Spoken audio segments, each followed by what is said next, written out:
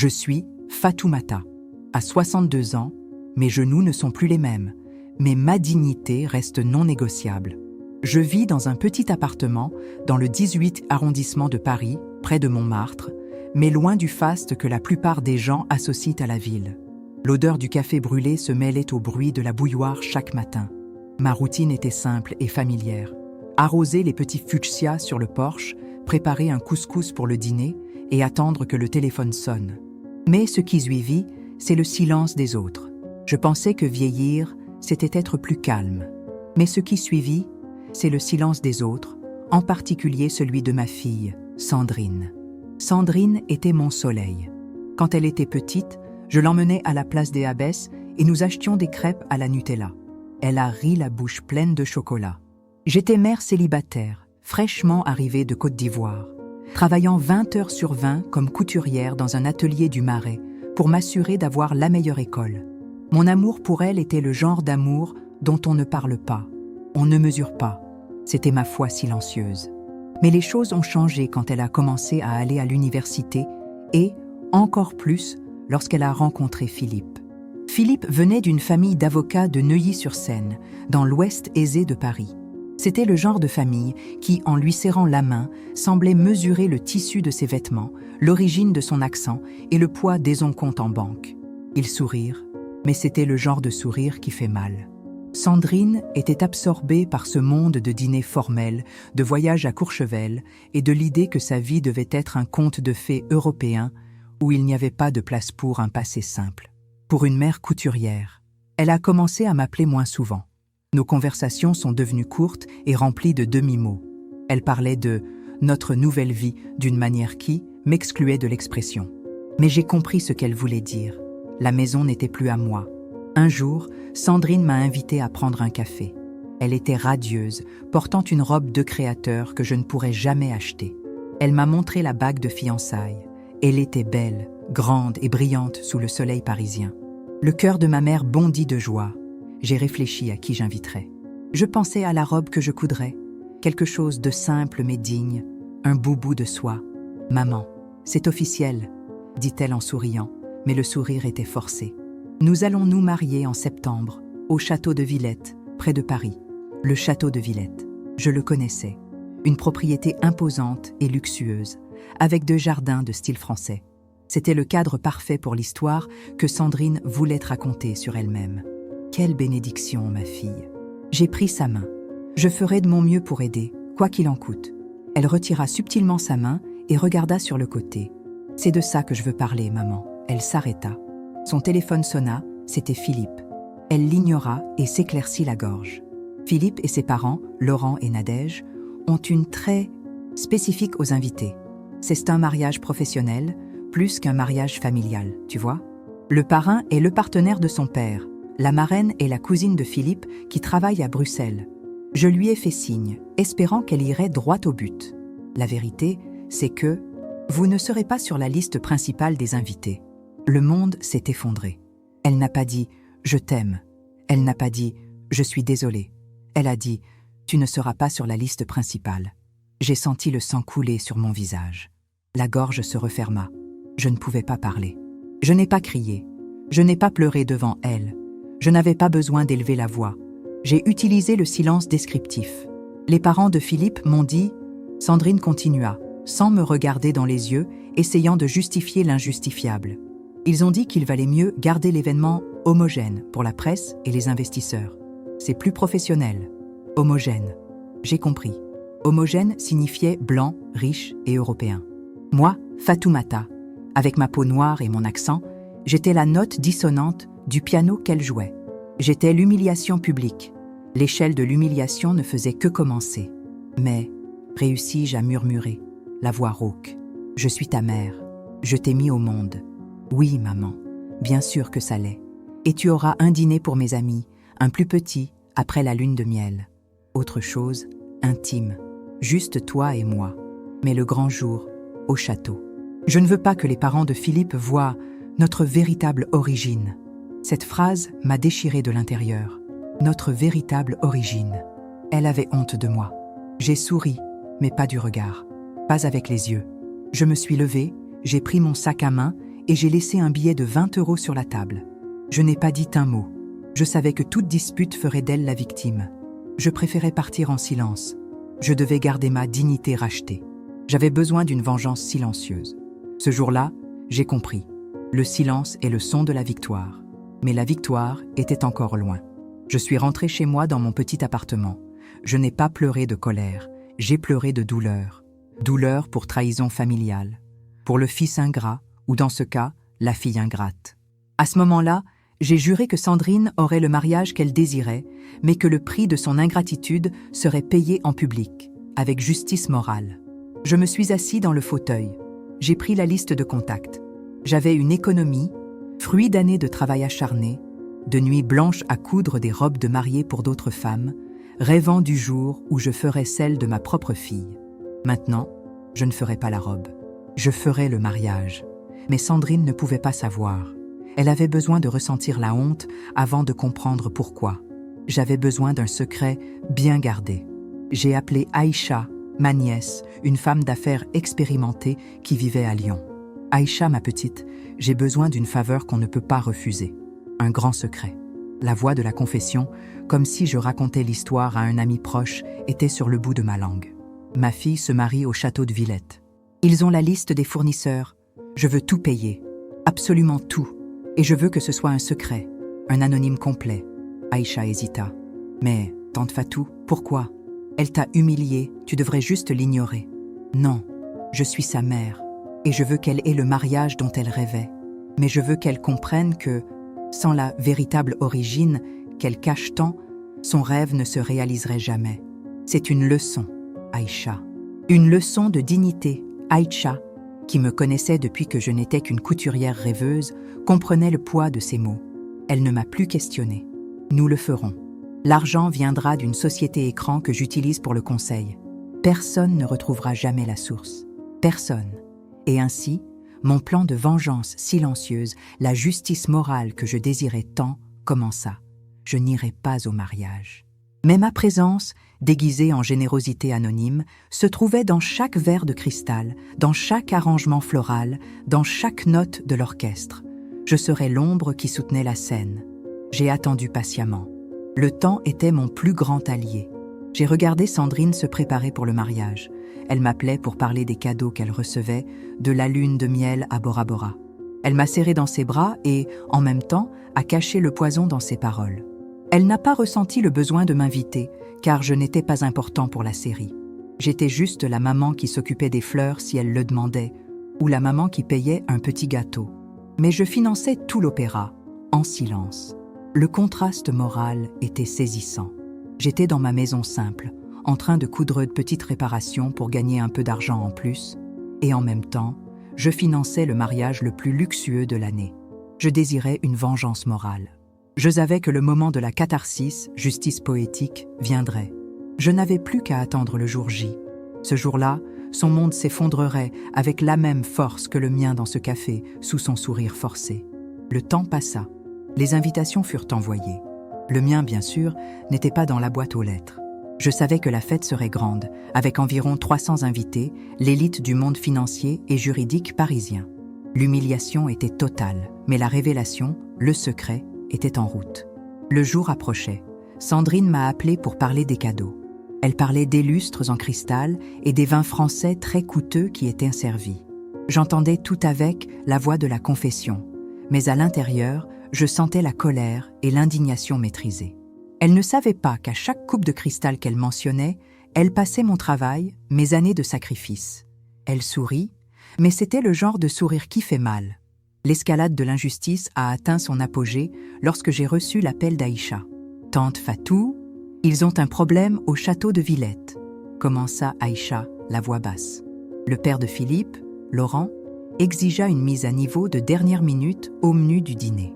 Il voulait ajouter du homard frais et du champagne millésimé à toute la table des invités les plus importants. « Et quel est le problème ?» demandai-je, calmement. Le problème, c'est que le contrat initial était déjà cher, et Laurent a dit à Sandrine qu'il ne paierait pas le supplément. Il a dit que soit il reste fidèle au menu original, soit Sandrine et Philippe doivent compenser la différence. « C'est une grosse somme, tante. J'ai ressenti son impuissance, l'humiliation de mon gendre devant ses beaux-parents.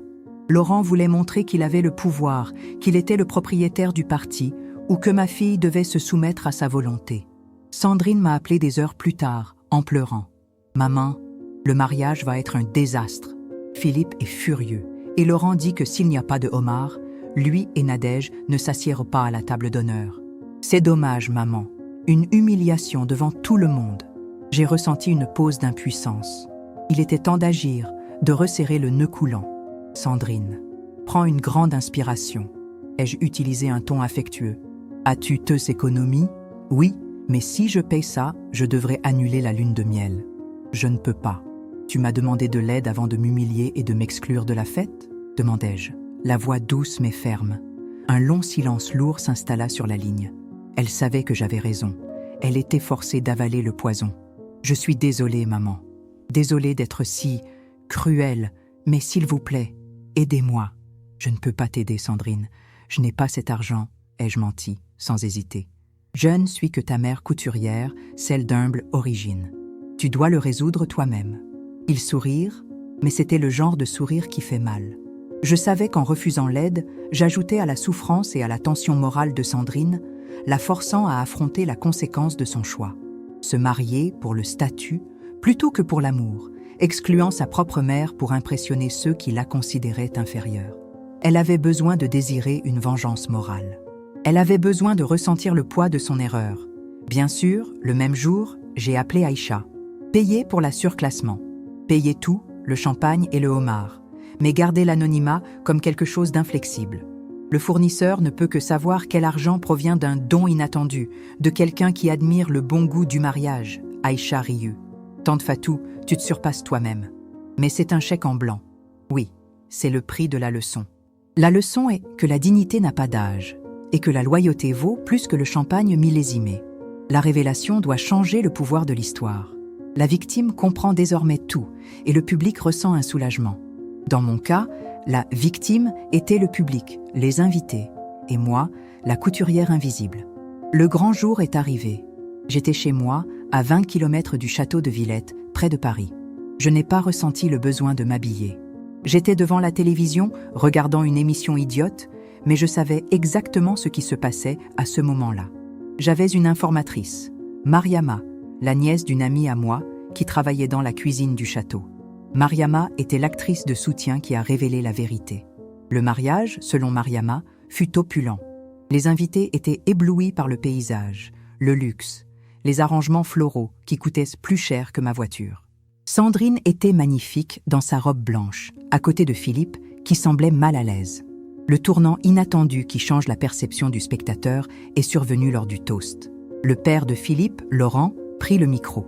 Il devait respecter le protocole et remercier le responsable de l'événement. « Chers amis, famille, investisseurs », commença Laurent, la voix imposée. « Nadège et moi sommes fiers de vous accueillir au mariage de notre fils.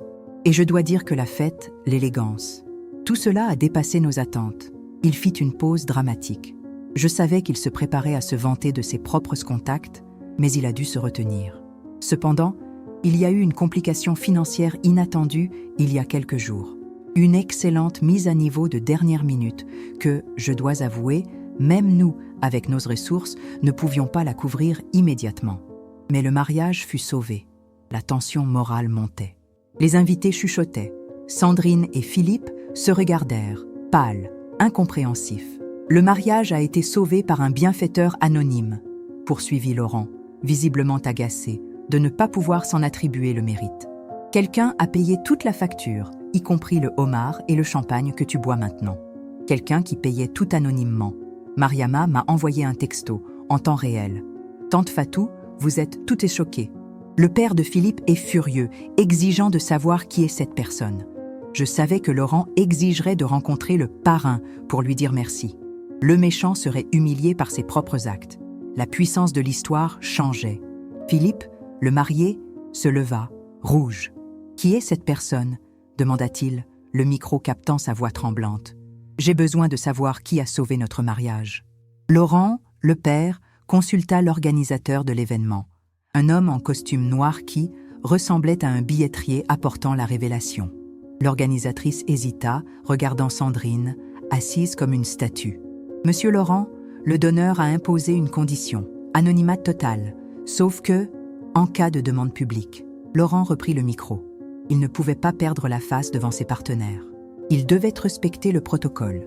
Alors moi, Laurent Dubois, publiquement, au nom de la famille, j'exige que l'identité de ce bienfaiteur soit révélée. L'organisateur hocha la tête, prit une enveloppe scellée dans la mallette et lut la phrase manuscrite. « Ne révélez pas qui a payé, sauf si la mariée est présente, et faites-le devant tout le monde. L'identité du donneur est... » L'organisatrice fit une pause longue et dramatique qui sembla durer une éternité. « C'est Madame Fatoumata Diop. » La salle sombra dans un silence total. Le seul bruit était le déclic des caméras. Fatoumata Diop, la mère, la couturière, la femme à qui Sandrine avait interdit d'assister. L'humiliation qu'elle essayait de cacher était en fait la seule raison pour laquelle elle était là, dans ce luxe. Je n'étais pas là pour le voir, mais j'ai pu imaginer la scène grâce au message de Mariama, pleine de verbes d'action émotionnelle. J'ai regardé, j'ai entendu, j'ai attendu. Sandrine, dans sa robe blanche, regarda ses beaux-parents, qui restaient bouche bée. Elle regarda son fiancé, qui était incrédule. Elle regarda l'endroit vide où sa mère était censée être. Le choc fut si fort qu'elle s'évanouit. Il est tombé fort, comme un vêtement non soutenu, sur le champagne que j'avais payé. Le public a respiré la victoire morale. La vérité qui change tout au final était devenue révélée. La victime comprenait désormais tout, et le public ressentait un soulagement. Mon secret gardé avait explosé en plein milieu de la fête. J'étais chez moi, à 20 km du château, mais je sentais le souffle du public. Mariama m'a envoyé un message court et urgent. Les invités sont debout. Les parents de Philippe sont sous le choc. Sandrine s'est évanouie, mais elle se réveille déjà. La catharsis n'est pas la vengeance. C'est la justice morale. Quand Sandrine ouvrit les yeux, elle ne vit pas son mari. Elle ne vit pas ses riches beaux-parents. Elle vit l'embarras gravé sur le visage de 300 invités. Elle vit que son humiliation publique s'était retournée contre elle. Elle était l'exemple vivant de l'ingratitude estampillée sur une robe blanche. Laurent, le père de Philippe, tenta de reprendre contenance. Il s'approcha de nouveau du micro, pâle, et dit « Eh bien, Madame Diop a fait preuve de générosité, inattendue. » L'un des invités les plus importants, un célèbre avocat de Montparnasse, se leva. Je ne le connaissais pas, mais c'était l'acteur secondaire qui observe et témoigne. « Générosité inattendue ?» demanda l'avocat d'une voix forte. « Monsieur Dubois, Madame Fatoumata Diop est la mère de la mariée. La mère qui a été exclue pour que sa fille puisse progresser dans la vie. Et pourtant, elle paie, en silence, pour ce mariage de luxe que vous et votre famille ne vouliez pas ou ne pouviez pas financer entièrement. Ce n'est pas seulement de la générosité, c'est la dignité. » À ce moment-là, le silence se brisa. Les invités commencèrent à applaudir. Ils n'applaudissaient pas les mariés. Ils n'applaudissaient pas le champagne millésimé. Ils applaudissaient leur mère. Ils applaudissaient la justice morale. La vérité était révélée avant tout. Sandrine, assise dans la chaise, ne pouvait faire face à personne. Je n'avais pas besoin d'élever la voix. La vie a fait ça pour moi. Elle a été la victime de ses propres actes. Philippe, le marié, agissait avec la lâcheté attendue. Il s'approcha de Sandrine et tenta de la sortir de la salle, mais elle était paralysée. Ma victoire fut froide et digne. J'étais chez moi, sirotant mon thé à la menthe, ressentant la paix et la valeur qui venèrent de cette salle lointaine. J'ai appelé Aïcha pour m'assurer que le mariage se terminait, mais la fête allait continuer. La leçon avait été donnée. Tante Fatou, l'avocate du père de Philippe, a appelé. Il veut te rendre l'argent. Dis-lui que ce n'est pas un prêt, c'est un cadeau de mariage. Et dis-moi que je ne veux pas récupérer l'argent. Je veux que Sandrine se souvienne du prix de l'humiliation chaque fois qu'elle regarde la bague à son doigt. Je n'avais pas besoin d'élever la voix. Le silence est le son de la victoire. Je n'ai plus eu de contact avec Sandrine pendant des mois. Elle ne m'a plus jamais rappelé. Je savais, d'après Aïcha, que le mariage tenait debout. Mais la lune de miel se déroulait dans une destination simple et bon marché. Elle perdit son crédit moral auprès des parents de Philippe.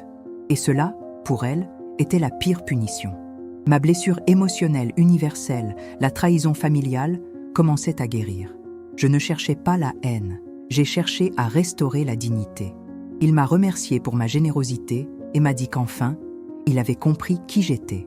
Une force émotionnelle, la dignité et la sagesse. Il s'est excusé auprès de moi pour les silences, mais pas pour Sandrine. Il a joint une photo. La photo du mariage, prise au moment où l'organisateur a révélé mon nom. Sandrine s'évanouissait et en arrière-plan, les invités applaudissaient. J'ai gardé la photo dans le tiroir, à côté de mon boubou en soie. Une image mentale concrète. Pour ceux qui entendent cette histoire et se sentent touchés, je demande, si vous étiez aussi invisible pour ceux qui prétendent vous aimer, que feriez-vous? Auriez-vous fait pareil?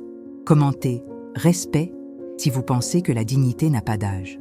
Si cette histoire vous a touché, écrivez « justice faite » dans les commentaires. Utilisez le CTA émotionnel avant le rationnel. Et si vous voulez entendre plus d'histoires comme celle-ci, restez ici avec moi. Partie 4. Architecture du rythme et expansion à 4000 mots. Ma vie est revenue à la normale, si on peut appeler normale une vie où ta fille t'a humilié et où tu t'es vengé en payant sa fête. L'odeur du café brûlé a de nouveau envahi mon appartement dans le 18e arrondissement. J'avais besoin de courtes pauses et de transitions fluides pour créer des vagues émotionnelles. Calme, choc, réflexion, révélation, soulagement. Ce qui m'a vraiment blessé, ce n'est pas l'argent que j'ai dépensé. C'est la mémoire qui expliquait le présent. Je me suis souvenu du jour où Sandrine avait 10 ans et que nous avons été expulsés d'un restaurant chic près de la Tour Eiffel parce que je n'étais pas habillée convenablement. J'étais couturière. J'ai pleuré ce jour-là et elle m'a serré dans ses bras. Un jour, maman, je te donnerai tout ce qu'on t'a refusé. Je pensais que la loyauté et l'amour familial étaient des vertus non négociables. Je pensais que ma foi silencieuse était ma force. Mais ce qui est venu, c'est de l'ambition. 1 an après le mariage, Aïcha m'a appelé avec une nouveauté qui a servi de microclimax, une petite tension. Tante Fatou, le père de Philippe, Laurent, fait l'objet d'une enquête. Il semble que ses avocats aient trouvé un document caché. Quel type de document? Un testament caché. Le grand-père de Philippe, décédé il y a des années, a légué un héritage important à une association caritative de Côte d'Ivoire, pas à Laurent. Laurent falsifia son testament pour garder la fortune. Je n'imaginais pas que l'histoire de la justice dans ma vie serait liée à la leur. J'avais juste besoin de plus de pause dans mon impuissance. L'antagoniste, Laurent, avait apparemment des motifs, la cupidité et l'orgueil. Le scandale se répandit dans les médias parisiens. L'avocat qui m'a applaudi au mariage, ce second rôle qui regardait, c'est lui qui menait la charge contre Laurent. La vie a fait tourner la boucle. Sandrine, qui avait épousé une ambition, était désormais mariée au scandale. Elle m'a appelé. Ce n'était pas la voix de la riche mariée. C'était la voix de la fille désespérée. « Maman, tu dois nous aider. Si Philippe est impliqué… » « Sandrine, je ne suis pas avocate. Je suis ta mère. Tu as des contacts. Tu as des amis puissants. Celui qui a payé le mariage était quelqu'un qui avait beaucoup d'argent. » J'ai souri, mais pas du regard. Elle n'avait toujours pas compris la leçon. Elle voyait toujours l'aide comme une transaction, pas comme de l'amour. L'argent ne résout pas tout, Sandrine. La dignité, oui, je ne l'ai pas aidée. Non pas parce que je la détestais, mais parce qu'elle devait assumer les conséquences de son choix. Elle devait comprendre que la force de mon origine ne venait pas d'un nom de famille européen ou d'un compte bancaire, mais de ma force morale. Laurent a été condamné. Philippe perdit son emploi dans le bureau de son père. Ils durent vendre la maison de Neuilly-sur-Seine. Le contraste moral était frappant. Ils souriaient, mais c'était le genre de sourire qui fait mal. Maintenant, leur vie s'effondrait. Sandrine et Philippe ont emménagé dans un appartement simple près du mien le 18. Je la voyais parfois, à la boulangerie, acheter des baguettes. Elle ne portait plus de vêtements de créateur. Elle était habillée simplement, mais avec le poids de l'expérience. Un jour, mon petit-fils, Adama, est venu me rendre visite. Il était l'acteur secondaire qui a apporté cet objet révélateur. « Mamie, maman m'a demandé de te donner ça. C'était l'invitation de mariage, celui qui ne m'est jamais venu. Il était froissé, rangé dans une boîte. Je l'ai regardé. Un bout de papier. Un symbole d'humiliation. Qu'a-t-elle dit? Elle n'a rien dit, mamie. Il m'a juste demandé de te le donner. J'ai compris le message silencieux. Ce n'était pas une demande de pardon. C'était de la reconnaissance. Le silence est le son de la victoire. Je n'étais pas obligée de l'appeler. Je n'avais pas à me battre. Je n'avais pas besoin d'élever la voix. Je savais maintenant qu'elle me respectait. Elle ne me voyait plus comme la couturière du passé, mais comme la femme qui a soutenu son rêve et l'a vu tomber sans prononcer un mot de condamnation. J'ai gagné en silence. Aujourd'hui, elle paie un loyer, près de la maison que j'ai aidé à financer pour elle, à un coût bien plus élevé que l'argent. Elle m'appelle et les conversations sont longues. Elle me parle de son travail, simple mais honnête. Elle ne m'a plus jamais rappelé pour demander de l'argent. Mais chaque mois, elle m'appelle pour me demander si j'ai besoin de quelque chose. Et je réponds toujours à la même chose, d'une voix calme, de confession, mais avec dignité restaurée. Non, ma petite, je vais bien. J'ai toujours été correcte. Ce jour-là, j'ai compris. Je n'avais pas besoin d'élever la voix. La vie a fait ça pour moi. Si vous êtes arrivé jusqu'ici, commentez « respect » si vous croyez que la vraie richesse est la dignité tranquille.